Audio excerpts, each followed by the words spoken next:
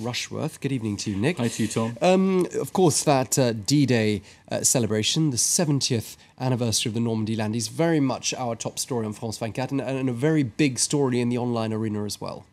Well, not so big as you would perhaps expect. What we've got is a lot of coverage in the traditional media, slightly less in the social media, Twitter and Facebook and so on, obviously to do with the generation gap. But let me show you this, which is in Mashable here. Watch D-Day unfold in real time on Twitter 70 years later.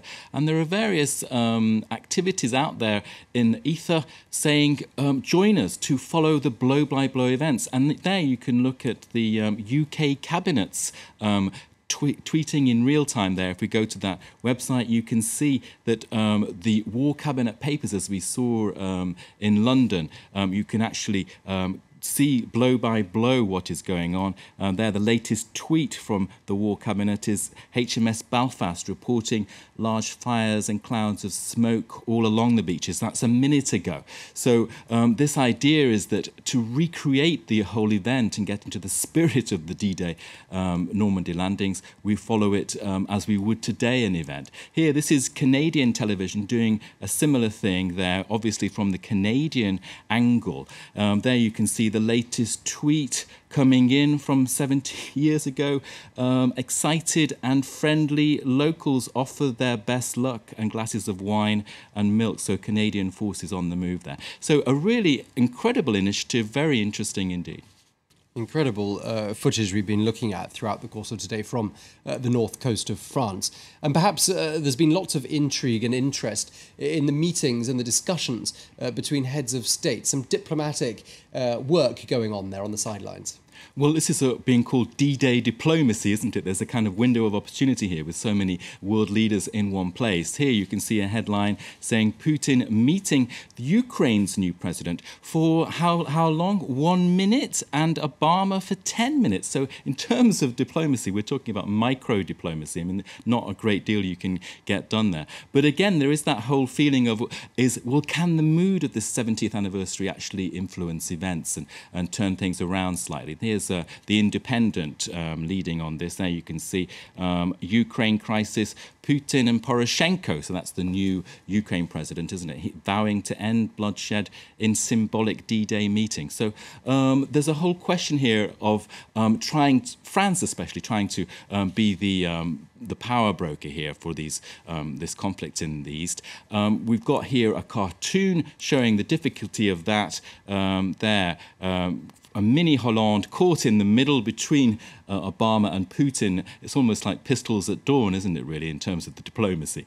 Hollande, of course, is on Thursday evening, he had to hop between two restaurants, didn't he, which we reported on quite extensively, and he's been hopping as well today, Friday, between various leaders to try and get people to talk about this whole problem in Ukraine. Quite a difficult diplomatic balancing act there for the French president.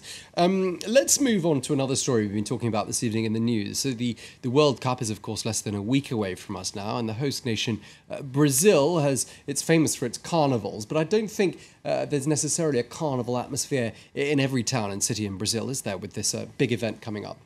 Well, the countdown is on for the Brazil World Cup, isn't it? Less than a week now. Next Thursday will be the big opening ceremony and the game between Brazil and Croatia. Look at that horrible image. That was the one that stood out for me in terms of the coverage about the Brazil World Cup this Friday. And that's actually on a French website saying that in Brazil, the World Cup is not to everybody's taste. And this is all about the strikes we're seeing, Tom, in Sao Paulo, in the metro there. The threat of a general strike.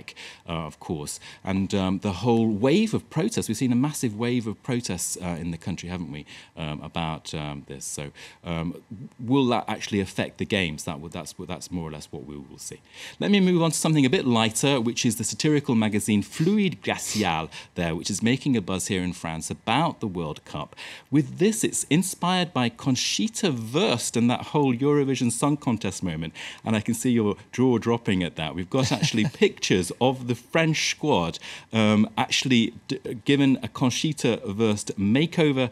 There you can see, who can you see there? Patrice Evra there, and we've got Karine Benzema, and of course that's making a bit of the buzz among my colleagues who love sport and football a lot. There at the bottom you can see Franck Ribéry in a Conchita Wurst look. So roll on the games, because let's hope it's a fabulous tournament. Poor Franck Ribéry, he can't be laughing because, of course, he's not going anymore, the poor chap. And to have to put up with that picture as well. Not a great evening for him, but thank you very much, nonetheless, Nicholas Rushworth for Media Watch. Well, it's time now for Focus here on France.